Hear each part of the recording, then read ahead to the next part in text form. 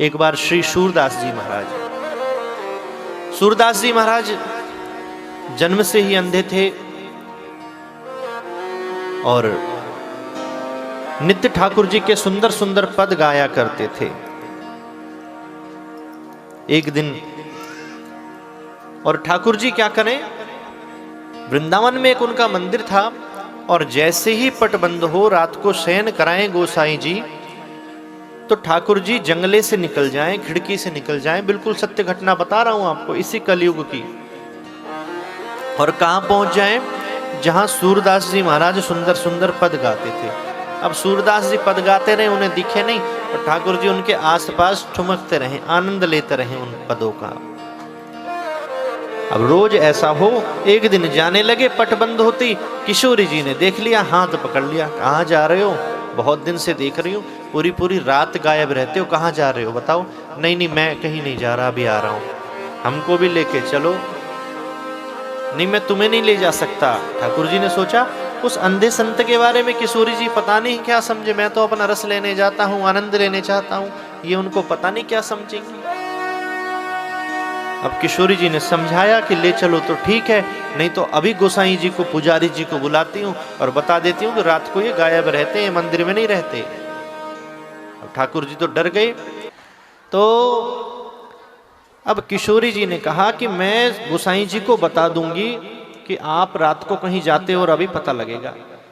अब ठाकुर जी डर गए गोसाई जी का नाम सुन के और किशोरी जी को लेकर चल दिए और गए। जो सूरदास जी ने सुंदर सुंदर पद गाना शुरू किया, दोनों जने छुपकर सुनते रहे। न शांति को दान दें भैया, इतना सुंदर परिचय आपने 6 दिन में दिया, इतनी अधिक संख्या में। आज तो संख्या भी रोज से कम है और फिर भी लोक वार्ता रथा क्रूरा, ये चर्चा तो आप 3 घंटे के बाद करते ही करते हैं। मैं इतना समझाता हूं नहीं करनी है, तब भी नहीं मानते, तो कम से कम पंडाल में तो हमारी बात को मान लीजिए। तो पद गाना शुरू किया, ठाकुर जी आनंद में डूब गए और सूरदास जी गाते गाते आगे चलने लगे। ठाकुर जी और किशोरी जी पीछे पीछे चलने लगे और पीछे पीछे चलने लगे। थोड़ा आगे जाकर सूरदास जी महाराज एक गड्ढे में गिर गए। दिखता नहीं था कुछ, शरीर छिल गया, घोंटू छिल गए, दर्द से कराहने लगे, अरे कोई है निकालो। आसपास में जंगल में कोई नहीं। बहुत देर हो गई खड़े खड़े ठाकुर जी को, किशोरी जी को। किशोरी जी ने कहा निकालो। ठाकुर जी ने कहा निकालूंगा तो मुझे फंसना थोड़ी है, पहचान जाएंगे। बोले पहचाने चाहे जो हो, तो निकालो तो सही।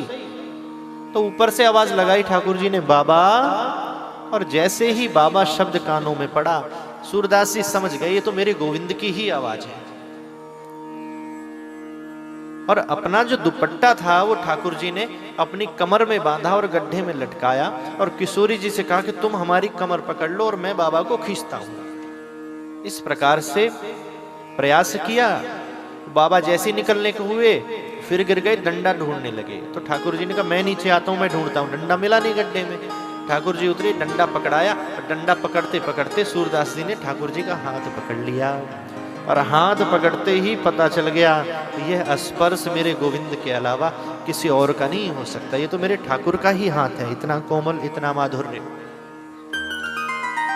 निकाला किसी तरह बाहर और निकालने के बाद जो है ठाकुर जी और किशोरी जी लौट पड़े, क्योंकि मंदिर खुलने का समय हो गया, सारी रात लग गई। और थोड़ी दूर गए तो किशोरी जी को अपने पैर में से जो झन्न झन्न आवाज आ रही थी वो कुछ कम आई और पैरों की ओर देखा तो एक पैर की पाजेब गायब। ठाकुर जी का एक पाजेब नहीं है। गोविंद ने कहा कि अब वहीं खो गई होगी, क्या करें? बोले चल के ढूंढते हैं। ठाकुर जी ने कहा इतना समय नहीं है, मंदिर खुलने वाला है, पकड़े जाएंगे।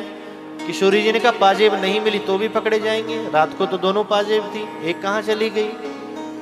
तो ठाकुर जी ने कहा चलो आप जाओ ढूंढने। बोले मैं नहीं जाऊंगी जंगल में उस बूढ़े बाबा के पास अकेले, क्योंकि कृपा करानी थी ठाकुर जी से। युक्ति लगाती है किशोरी जी, कृपा करती है। दोनों दौड़कर गए। फिर पूछा ठाकुर जी ने, बाबा अरे इनकी एक पायल रह गई है, तुम्हारे पास कोई पायल है क्या? मिली है कोई पायल? बाबा ने कहा हाँ मिली तो है। तो बोलो दे दो जल्दी से, हमें कहीं जाना है, देर हो रही है। ठाकुर सूरदास जी महाराज ने कहा कैसे दे दूं? मैं दे दूं और कोई और मांगने आ जाए, हो सकता है उसकी हो तुम्हारी ना हो, मैं देख तो सकता नहीं। पंडाल में किसी को मोबाइल या पर्स मिल जाता है तो हमारे आचार्य जी कहते हैं इसका पासवर्ड बताकर और पर्स के अंदर कितने पैसे हैं ये बताओ, जब ही उसी को दिया जाएगा। कलश यात्रा वाले दिन भी ऐसा ही हुआ। तो सूरदास जी महाराज ने भी यही युक्ति लगाई कि मैं कैसे मानूं कि ये तुम्हारी ही है, दूसरी है? कहने लगे हाँ है। कहाँ है? ये इनके पैरन में है। और जैसे किशोरी जी खोलने लगी पायल को, सूरदास जी ने फिर चलने का प्रयास किया, ठोकर लगी और किशोरी जी के चरणों में गिर गए और सीधा हाथ जो है पायल पर चला गया और पायल के संग संग चरणों का स्पर्श करने लगे और नेत्रों से जल गिरने लगा, जिससे किशोरी जी के चरणों को धुलाने लगे और पहचाना टोटो के, पहचाना टोटो के। देखो इस बालक का प्रत्युत्तर, भक्त और भगवान का चरित्र चल रहा है तो कितना सुंदर ये उत्तर दे रहा है। इसको सब समझ में आ रहा है।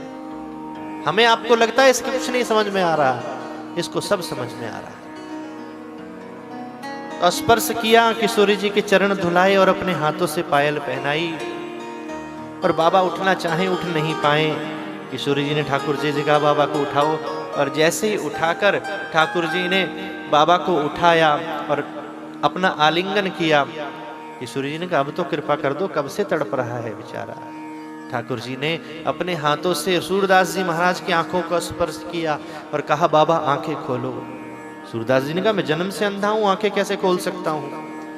ठाकुर जी ने कहा खोलो तो सही। और जैसी आंख खोली, सामने प्रिया प्रीतम जो युगल सरकार के रूप में खड़े थे, सूरदास जी महाराज को दर्शन हुआ और ठाकुर जी ने आलिंगन कर लिया सूरदास जी महाराज का। किशोरी जी, ठाकुर जी, सूरदास जी तीनों एक दूसरे के हृदय से लग गए। यह कृपा किशोरी जी के द्वारा सूरदास जी पर हुई। तो ब्रज में जो पधारता है उस पर ठाकुर जी की कृपा जब ही हो सकती है जब किशोरी जी चाह लें, जब ही वो आ सकता है। बिना राधे जी की कृपा से कोई नहीं आ सकता।